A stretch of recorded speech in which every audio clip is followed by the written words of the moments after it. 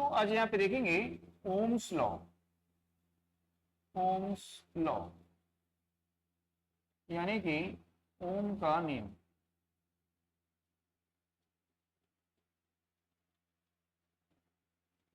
तो ये जो नियम है ये बहुत ही महत्वपूर्ण है।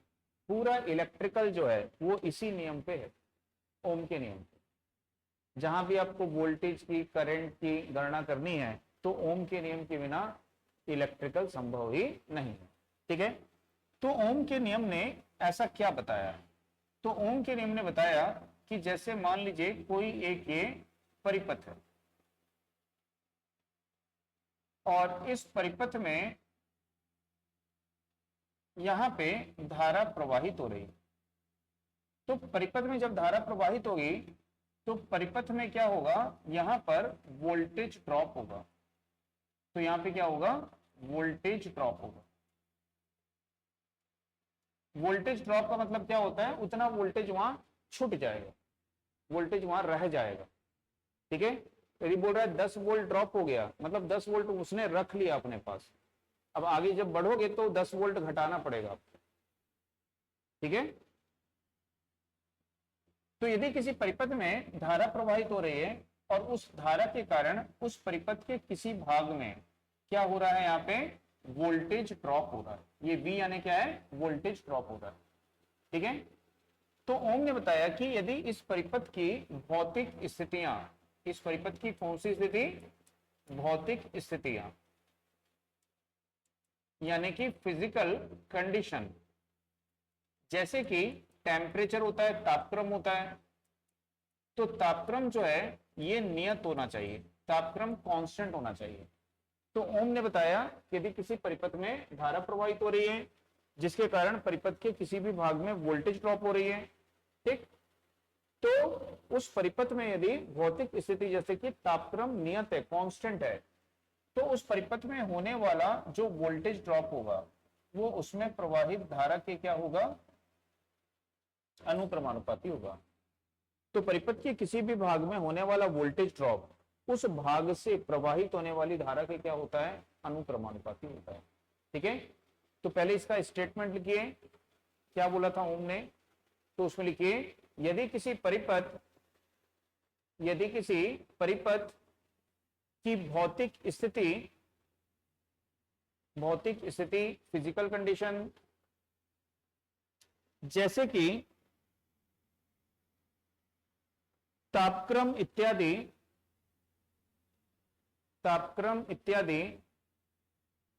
कांस्टेंट हो, तापक्रम इत्यादि नियत हो, कांस्टेंट हो, नियत को इंग्लिश में क्या बोलते हैं, कांस्टेंट, हिंदी में नियत हो, तो उस परिपथ के किसी भी भाग में, उस परिपथ के किसी भी भाग में, उस परिपथ के किसी भी भाग में होने वाला वोल्टेज ड्रॉप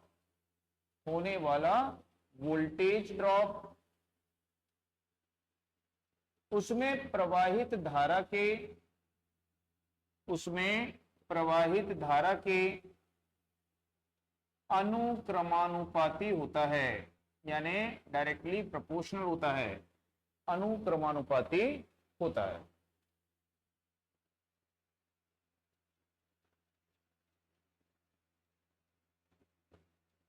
ठीक है, तो समझ में आया। तो परिपथ के किसी भी भाग में जो वोल्टेज ड्रॉप होगा उसमें प्रवाहित होने वाली धारा के क्या होगा, अनुक्रमानुपाती होगा। तो जब भी अनुक्रमानुपाती का चिन्ह होता है यानी प्रोपोर्शनलिटी साइन होता है, इसको हम ओपन करते हैं, खोलते हैं, तो वहां पे क्या मिलता है, एक नियतांक मिलता है, कांस्टेंट मिलता है। और प्रोपोर्शनलिटी साइन लगाया भी काय के लिए जाता है, प्रोपोर्शनलिटी साइन नियतांक के लिए ही लगाया जाता है। ठीक, तो जब इस साइन को, इस चिन्ह को खोलेंगे, ओपन करेंगे, तो यहां पे हमको क्या मिल जाएगा, एक नियतांक मिल जाएगा, और नियतांक यानी कांस्टेंट मिल जाएगा, और उसको हम किससे दर्शाएंगे, आर से दर्शाएंगे। तो ये जो आर है वो इस परिपथ का क्या कहलाएगा, कांस्टेंट यानी कि नियतांक कहलाएगा। और ये नियतांक ही क्या होगा, इस परिपथ का प्रतिरोध होगा, इस परिपथ का ये रेजिस्टेंस होगा। बात समझ में आ गई? तो इससे जो ये सूत्र हमारा बन गया, अब ये सूत्र ही पूरा इलेक्ट्रिकल का बेस बन गया, इलेक्ट्रिकल की नींव बन गई। ठीक, तो यहां पे जो ये नियतांक है आर, ये किसका अनुपात हो जाएगा, आर बराबर क्या हो जाएगा, वोल्टेज बटा करंट हो जाएगा। ठीक, तो इस परिपथ का जो प्रतिरोध है वो क्या है, नियतांक है ये, इस परिपथ का प्रतिरोध क्या है, नियतांक है ये, और वो किसका अनुपात होता है, परिपथ में होने वाले वोल्टेज ड्रॉप और उस परिपथ से प्रवाहित होने वाली धारा के बराबर होता है। ठीक, तो नियतांक क्यों बोल रहे हैं, तो नियतांक इसको इसलिए बोल रहे हैं, नियतांक इसको इसलिए बोल रहे हैं कि यदि मान लीजिए इस सर्किट में हम 1 एम्पियर की धारा प्रवाहित करते हैं और यहां पे 2 वोल्ट का ड्रॉप होता है, तो इनका अनुपात कितना आ जाएगा आपके पास में, 2 ओम। यदि हम धारा को बढ़ा देते हैं, धारा हम 2 एम्पियर कर देते हैं, तो वोल्टेज ड्रॉप 4 वोल्ट हो जाएगा, तो भी इसका अनुपात कितना आएगा, 2 ओम। यदि हम धारा को 3 एम्पियर कर देते हैं तो यहाँ पे ये 6 वोल्ट हो जाएगा, तो भी अनुपात कितना आएगा। तो यदि इस परिपथ में धारा बढ़ेगी तो वोल्टेज ड्रॉप भी बढ़ जाएगा।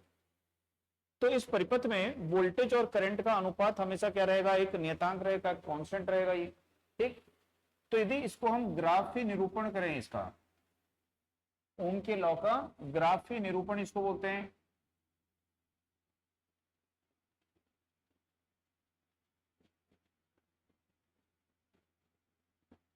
तो यदि मान लीजिए कि ये दर्शा रहा है वोल्टेज को और ये दर्शा रहा है धारा, जब दोनों शून्य है, धारा शून्य है तो वोल्टेज भी शून्य होगी।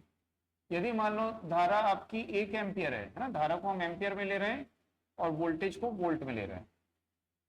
यदि धारा आपकी 1 एम्पियर है तो वोल्टेज कितना आ गया, 2 वोल्ट। धारा 2 एम्पियर हो गई तो वोल्टेज कितना आ गया, 4 वोल्ट। धारा आपकी 3 एम्पियर हो गई तो वोल्टेज कितना हो गया आपका, 6 वोल्ट। तो यदि इन सब को हम मिलाएं इस प्रकार से, तो ये इसका निर्देशांक बिंदु होगा, ये इसका निर्देशांक बिंदु होगा और ये इसका निर्देशांक बिंदु होगा। तो इन सभी के निर्देशांक बिंदुओं को जब मिलाएंगे तो क्या मिलेगी आपको, यहाँ पे एक सरल रेखा मिलेगी। ठीक है, तो इस प्रकार का जो परिपथ होता है जिसमें वोल्टेज और करंट का अनुपात क्या होता है, सरल रेखा होता है, तो उसको क्या बोलते हैं हम यहाँ पे, रेखीय परिपथ बोलते हैं। रेखीय परिपथ का मतलब होता है इंग्लिश में इसको लीनियर सर्किट बोलते हैं। तो लीनियर सर्किट इसको बोलते हैं। तो ओम का जो नियम है वो किस सर्किट में, किस परिपथ में लागू होता है, रेखीय परिपथ में लागू होता है। अरेखीय परिपथ में, अरेखीय परिपथ में यानी नॉन लीनियर सर्किट में ओम का नियम लागू नहीं होता है। आई बात समझ में? तो उसी के नीचे लिखिए, जो लिखे हो स्टेटमेंट, उसके नीचे इसको लिख लियो, वोल्टेज और करंट का अनुपात, ये लिख लियो यहां तक। उसके बाद में लिखिएगा ओम का नियम केवल रेखीय परिपथ में लागू होता है। ओम का नियम केवल रेखीय परिपथ में लागू होता है।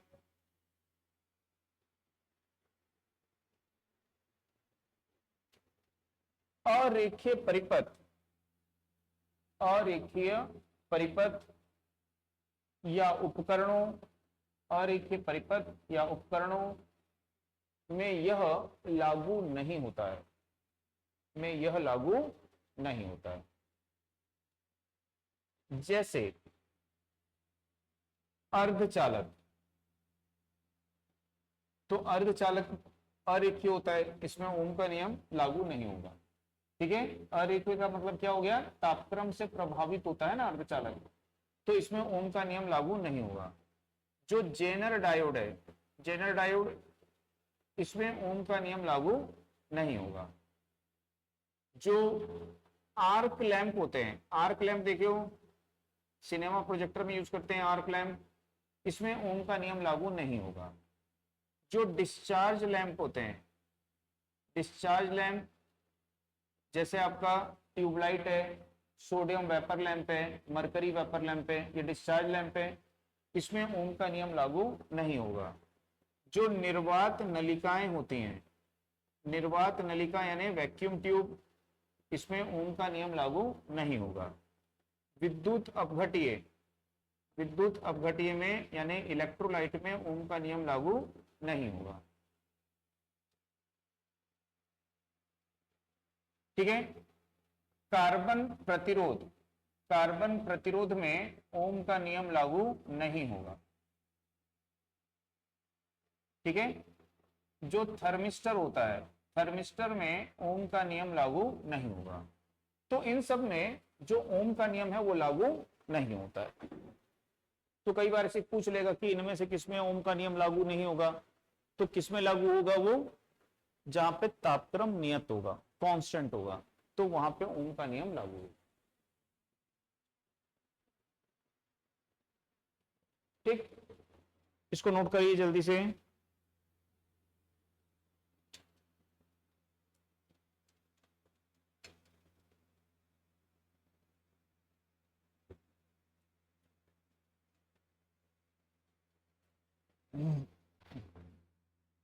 नोट कर लिए।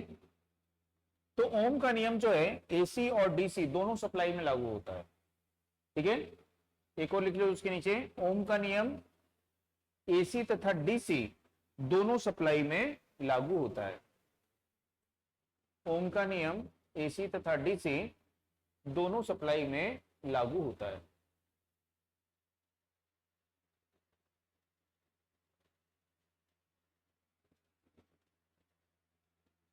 तो ये ओम का नियम ही है जो पूरे इलेक्ट्रिकल की नींव यहां पे बन गया। अब इसमें क्या होता है कि यदि आपको कहीं पे वोल्टेज की गणना करनी है तो आप क्या लिखोगे? धारा गुणित प्रतिरोध। वोल्टेज की गणना करनी है तो क्या लिखोगे? धारा गुणित प्रतिरोध। ठीक है। आपको कहीं पे धारा की गणना करनी है तो क्या लिखोगे? वोल्टेज बटा प्रतिरोध। और यदि कहीं पे आपको प्रतिरोध की गणना करनी है तो क्या लिखोगे? वोल्टेज बटा धारा। तो इन सूत्र से हम वोल्टेज, करंट और प्रतिरोध की गणना यहां पे आसानी से कर सकते हैं। ठीक। अब जैसे कि मान लो आपको यहां पे इस प्रकार से एक प्रतिरोध दिया हुआ है, ये ठीक है, एक प्रतिरोध यहां पे दिया हुआ है और बोला कि ये प्रतिरोध जो है 2 ओम का प्रतिरोध। ठीक। और इससे ये 2 ओम का प्रतिरोध है और यहां से 2 एम्पियर की धारा प्रवाहित जा रही है। तो इसमें कितना वोल्टेज ड्रॉप होगा? इस प्रतिरोध में कितना वोल्टेज ड्रॉप होगा उसको निकालना है। तो वोल्टेज ड्रॉप निकालना है तो क्या करना है? तो वोल्टेज ड्रॉप यदि मुझे निकालना है तो क्या करूंगा? इन दोनों को गुणा कर दूंगा। तो कितनी धारा आ रही है? 2। कितना है प्रतिरोध? 2। तो कितनी वोल्टेज ड्रॉप हो गई? है कि नहीं? आसानी से निकल गया। यदि आपका कोई परिपथ है इस प्रकार का, ठीक, और बोला है कि यहाँ पे जो वोल्टेज है वो है 10 वोल्ट, यहाँ पे जो वोल्टेज है वो है 5 वोल्ट और जो प्रतिरोध है ये है 2 ओम। ठीक है। तो इसमें धारा का मान ज्ञात करो। तो धारा मैं कैसे निकालूंगा?